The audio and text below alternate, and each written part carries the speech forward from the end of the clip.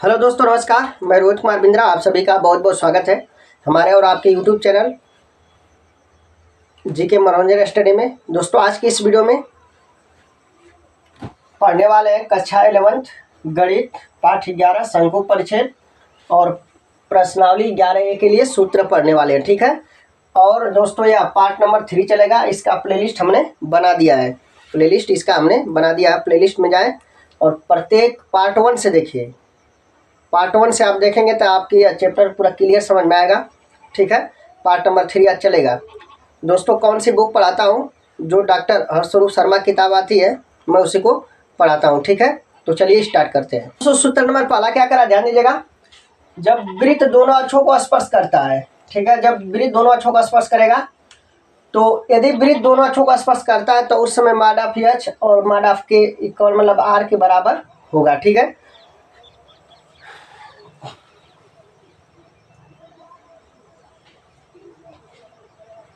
इस स्थिति में वृत्त किसी भी चतुर्थांश में आर का मान माइनस आर का मान माइनस आर का माइनस आर तथा आर का माइनस आर हो सकता है। इस स्थिति में वृत्त का समीकरण निम्न होगा: x माइनस प्लस आर का whole square plus Y minus plus R का होल बराबर आर का स्क्वायर। ठीक है।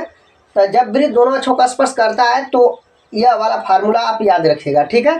वृत्त दोनों अक्षों को स्पर्श करता है तो मॉड ऑफ एच बराबर मॉड ऑफ के इक्वल आर। ठीक है। मतलब एक कंडीशन होगा। ठीक है।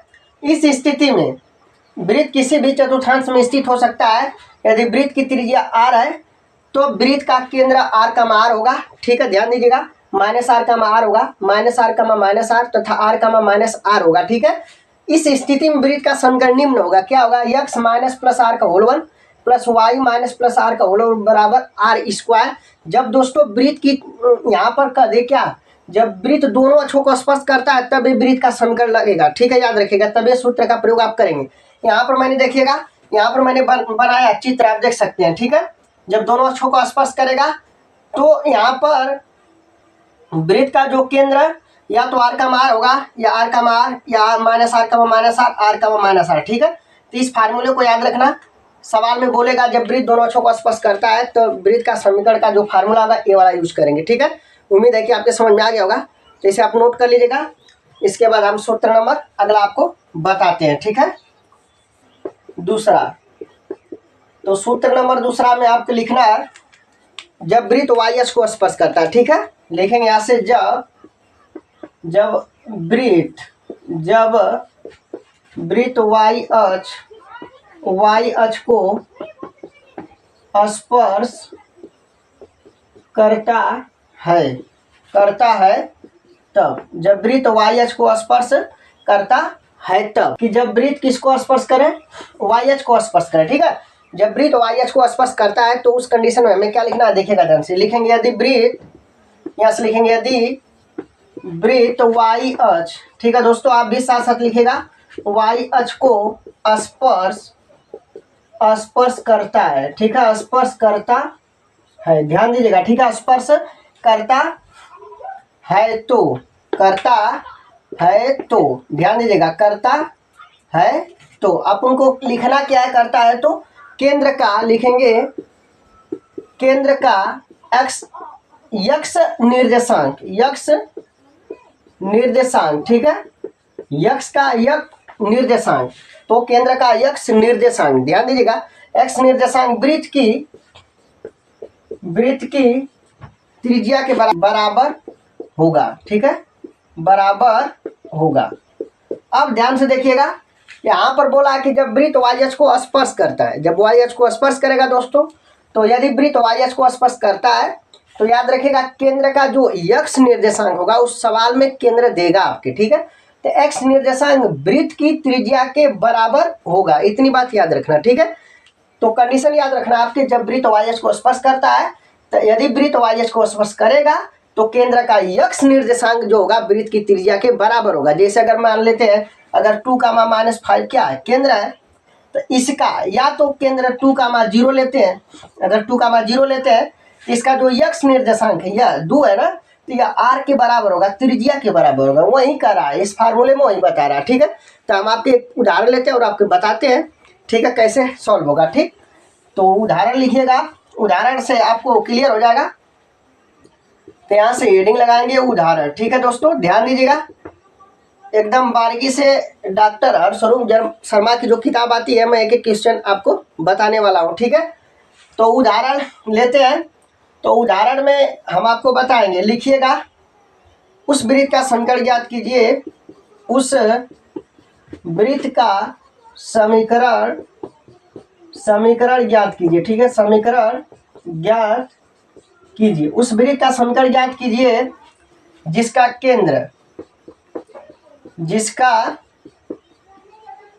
केंद्र दिया है दोस्तों 2,0 है। केंद्र क्या है? 2,0 है तथा वह वाई अक्ष को स्पर्श करता है। ठीक है, तथा वह वाई अक्ष को स्पर्श करता है। ठीक है, वाई अक्ष को स्पर्श करता है। तो ध्यान दीजिएगा, मैंने यहाँ पर आपके फार्मूला आपके बताया कि जब वृत्त वाई अक्ष को स्पर्श करता है तो उस समय यक्ष जो केंद्र होगा, केंद्र का यक्ष निर्देशांक क्या होगा? त्रिज्या के बराबर होगा। अपने समीकरण ज्ञात करने के लिए हमको क्या चाहिए? या तो एक केंद्र चाहिए, एक त्रिज्या चाहिए। तो अपने को यहाँ पर केंद्र दिया 2,0, त्रिज्या चाहिए, लेकिन त्रिज्या में क्या बोला यहाँ पर? वाई अक्ष को स्पर्श करता है मेरे भाई, वाई अक्ष को स्पर्श करता है। तो वाई अक्ष को स्पर्श करेगा तो इसका जो केंद्र होगा, इसमें यक्ष निर्देशांक जो होगा वह त्रिज्या आर के बराबर होगा। इतनी बात याद रखना आपके। ठीक है, तो हल में क्या लिखने वाले हो आप? सबसे पहले लिखोगे दिया है मेरे भाई। क्या लिखोगे? यहाँ से दिया है। क्या दिया है? केंद्र दिया है, केंद्र बराबर 2,0। ठीक है, अब यहाँ पर नोट कर लीजिए, केंद्र दिया है 2,0 और आपके लिए बताएंगे यहाँ पर जब वाई अक्ष को स्पर्श करता है, वृत्त वाई अक्ष को स्पर्श करता है, तब जो एक्स निर्देशांक जो केंद्र होगा उसका एक्स निर्देशांक क्या होगा? त्रिज्या के बराबर होगा। ठीक, तो जगह तो नहीं है, इसे मिटाकर आपको बताते हैं। प्रश्नावली 11 के लिए सारे के सारे फार्मूला पार्ट नंबर 3 तक खत्म हो जाएंगे। इसके बाद हम प्रश्नावली का आपको सवाल बताएंगे। ठीक है, प्रश्नावली के सवाल बताने के बाद इसके बाद उदाहरण आपको बता दिया जाएगा। ठीक है, तो ध्यान से देखिएगा, दिया लिखेंगे, केंद्र दे रखा है इतना। ठीक है, अब यहाँ से इसके बाद आपको लिखना है चूंकि वृत्त वाई अक्ष को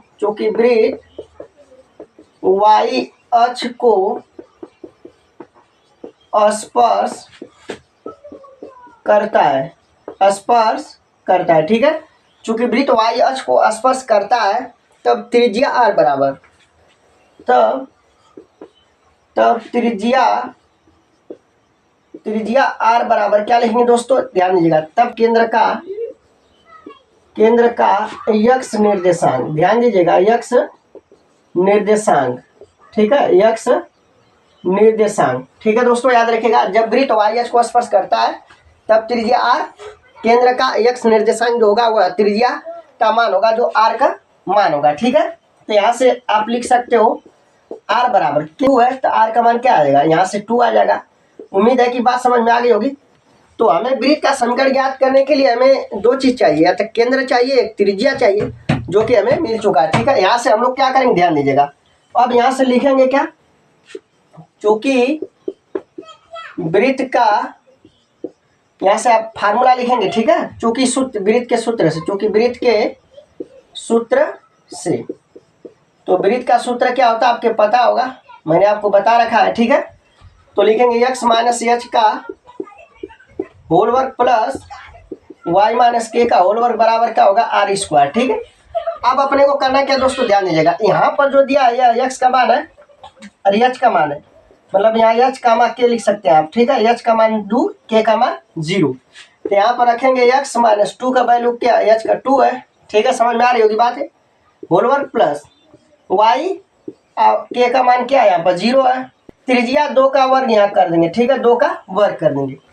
अब हमें क्या करना है दोस्तों? ध्यान दीजिएगा, minus 2ab a square plus b square minus 2ab। ठीक है, ये फार्मूला होता है, इतनी बात आपके पता होगा। अब अपने को करना क्या? इसी फार्मूले पर प्रसार करना है। तो देखिएगा ध्यान से, हम आप क्या करेंगे? तो a स्क्वायर होगा प्लस b स्क्वायर 2 का वर्ग माइनस 2 गुणते a का वैल्यू x होगा, b का वैल्यू 2। ठीक है, a स्क्वायर धन b square minus 2ab plus यहाँ पर y स्क्वायर a स्क्वायर धन 0 का वर्ग अब माइनस 2 गुणते y गुणते 0 बराबर 2 के पावर 2 का मतलब क्या होता है 4 होता है, ठीक है। 2 के पावर 2 का मतलब क्या होता है 4, या इसे आप ऐसे भी लिख सकते हैं 2 गुणते 2 लिख सकते हैं, कोई दिक्कत नहीं, ठीक है। जितना पावर होगा उतनी बार इसका मल्टीप्लाई करा देंगे।